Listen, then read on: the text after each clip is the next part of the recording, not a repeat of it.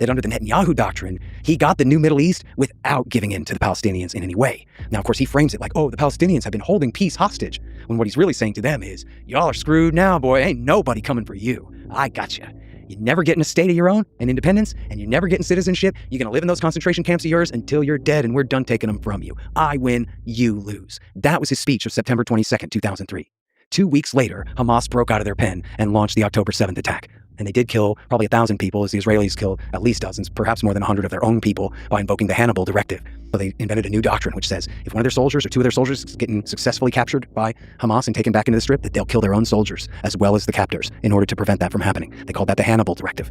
Well, on October the 7th, and this is all from, first of all, very astute American observers like Max Blumenthal, Ali Abu Nima, and Brad Pierce at the Wayward Rabbler. They all immediately noticed this, but then it was double, extra, triple, super verified by the Israeli press, Haaretz, Ynet, the Jerusalem Post. That's all you need to show that they introduced what they call, and I think they probably made this up on the fly, mass Hannibal, which means not just kill a soldier, but even if it's a little old lady who's been kidnapped and is in the back of a car on the way, any car on their way back to the Gaza Strip, they bombed.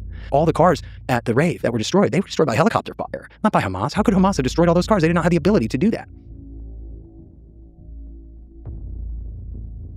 It's worth pointing out.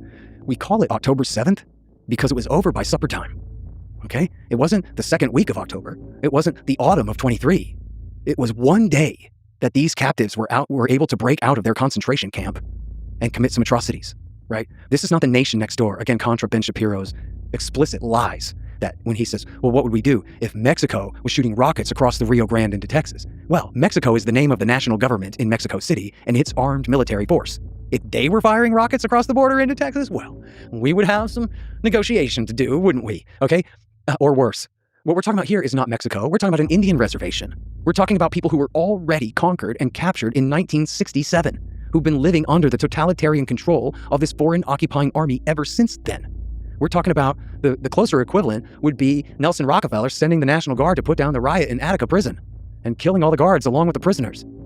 This would be, imagine, maybe in an earlier time, an Indian reservation where they break out and they commit some atrocities, scalp some Anglo heads, and then what do? We go in there and bomb and kill 100,000 of them? Or if, again, because this is Israeli territory, okay? De jure, no. De facto, absolutely. This is a ghetto. So how about if the Trump government decided to build a wall around South Chicago and say, we can't tolerate the violence of the blacks of South Chicago anymore. Everybody knows that's one of the highest crime rates in the country. We're just going to bomb them.